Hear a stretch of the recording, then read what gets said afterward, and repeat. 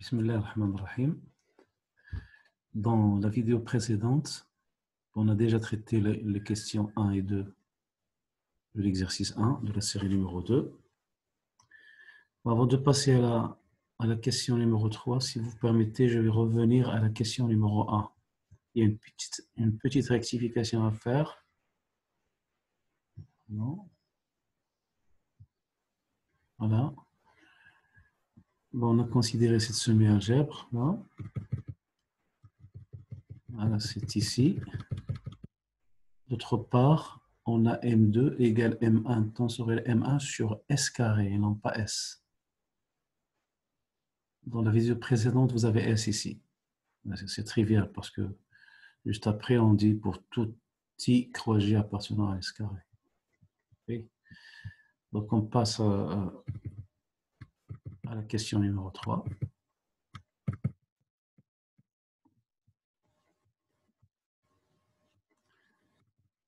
Question numéro 3, montrer que BR chapeau tensoriel BR chapeau est inclus dans BR2 chapeau et que cette inclusion est stricte. Bon, montrons d'abord l'inclusion.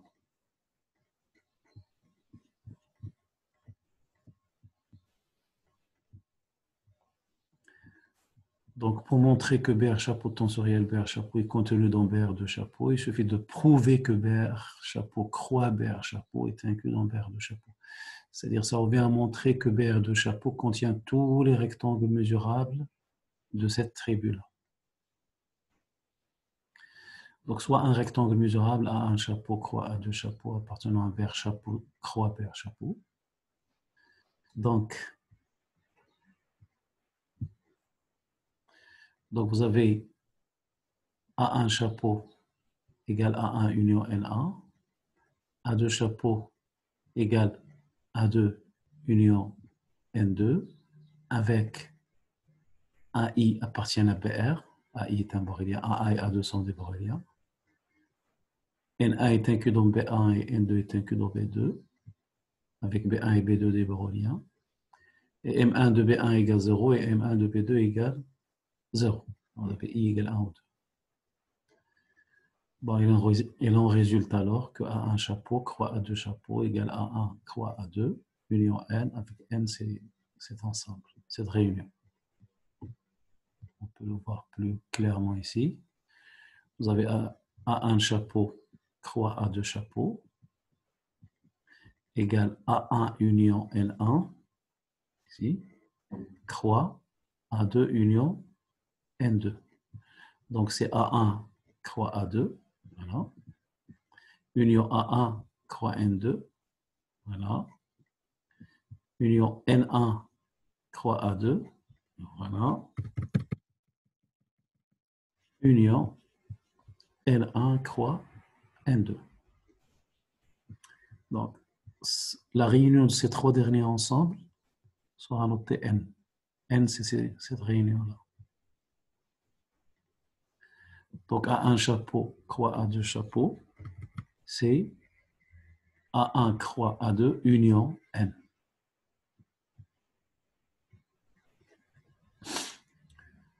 Bon, il est clair que A1 croix A2, bon, il appartient à BR chapeau, à BR tensoriel BR, parce que c'est un rectangle mesurable. A1, il appartient à BR et A2, il appartient à BR. Donc A1 croix A2 appartient à BR croix BR, donc il appartient à BR tensoriel BR. Et on sait que BR tensoriel BR, c'est BR carré.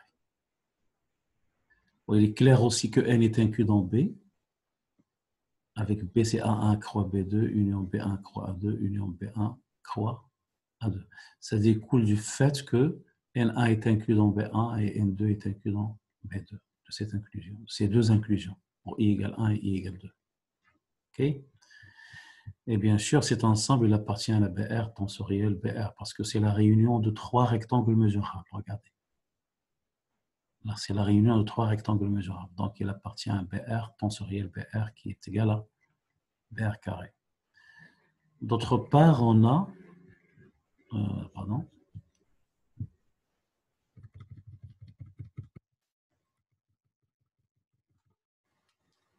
Prenons par exemple la mesure M2 de A1 croix B2. c'est M1 tensoriel M1 de A1 croix B2, d'après la question A, parce que M2 c'est M1 tensoriel M1. Et d'après la définition de la mesure produit, c'est M1 de A1 fois M1 de B2. Comme M1 de B2 égale 0, alors le produit est égal 0. Donc, cette mesure égale 0. De la même manière, on montre que cette mesure égale 0 et cette mesure égale 0. Ainsi, M2 de B égale 0. Par conséquent, A1 chapeau, croix A2 chapeau appartient à BR2 chapeau. Donc, BR chapeau, croix BR chapeau est inclus dans BR2 chapeau. Et on a alors BR chapeau tensoriel BR chapeau, qui par définition égale à sigma de BR chapeau, croix BR chapeau est inclus dans BR chapeau. Donc, on a l'inclusion. En montrant maintenant que cette inclusion est stricte, bon, pour montrer que l'inclusion est stricte, il suffit de trouver un élément ici, dans BR2 chapeau, qui n'appartient pas à BR chapeau tensoriel BR chapeau. Bon, on reprend l'exemple de la question 2, c'est-à-dire on choisit A n'appartenant pas à BR chapeau. Et on considère l'ensemble N égale A croix 0 et l'ensemble M égale R croix 0. On a déjà vu que N est inclus dans M, que M appartient à BR chapeau tensoriel BR chapeau, qui est égal à BR2, et BR2 elle est inclus dans BR2 chapeau. Donc notre ensemble M, il appartient à BR2 chapeau, c'est-à-dire il appartient à cette tribu. OK? Ici. Donc M, il appartient à la BR2 chapeau. Et lambda de M égale M2 de M. Parce que M2 c'est la restriction de lambda 2 à BR2. Et M, il appartient à la BR2. Donc, puisque c'est un borélien de R carré, alors lambda de M égale M2 de M. Et M2 de M, c'est M1 tensoriel M1 de M, d'après la question A. Donc, c'est 0, parce que c'est M1 de R fois M1 de 0, donc c'est 0.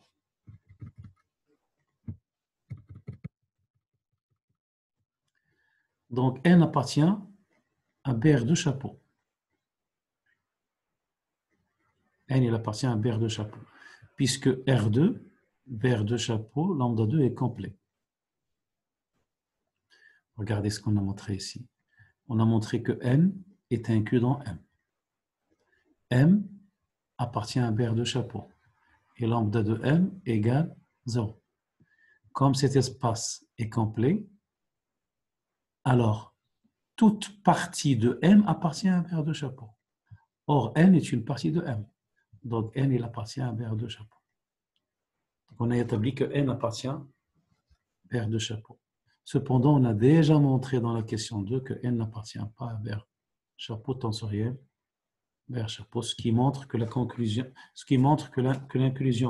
BR chapeau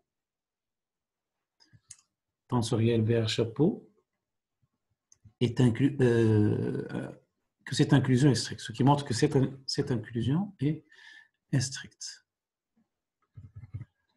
En passant à la question B.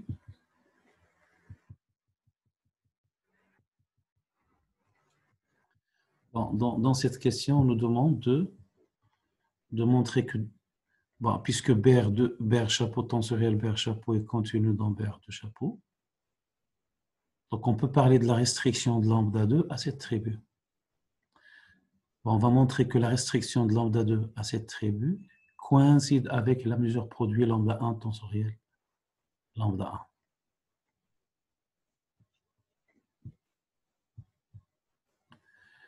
Donc, soit mu cette restriction, c'est-à-dire la restriction de lambda 2 à BR chapeau tensoriel BR chapeau.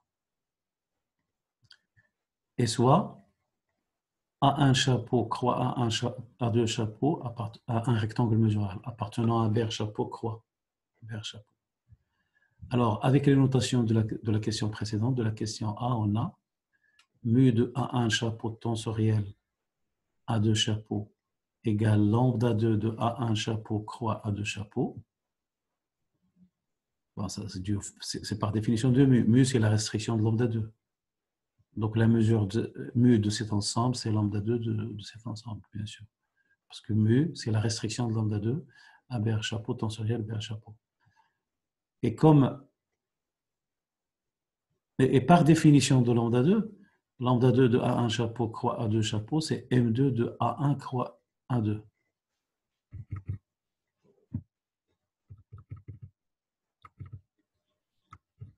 On rappelle que, regardez ici, que A1 chapeau croix A2 chapeau, c'est A1 croix A2 union N. A1 croix A2, c'est un borélien de R2 et N, c'est un M2 négligeable. Donc, lambda 2 de A1 chapeau croix A2 chapeau, par définition de lambda 2, c'est M2 de A1 croix A2.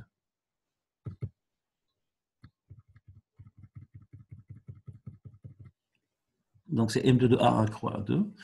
Et d'après 1, M2, c'est M1 tensoriel M1, donc c'est M1 tensoriel M1 de A1 croix A2.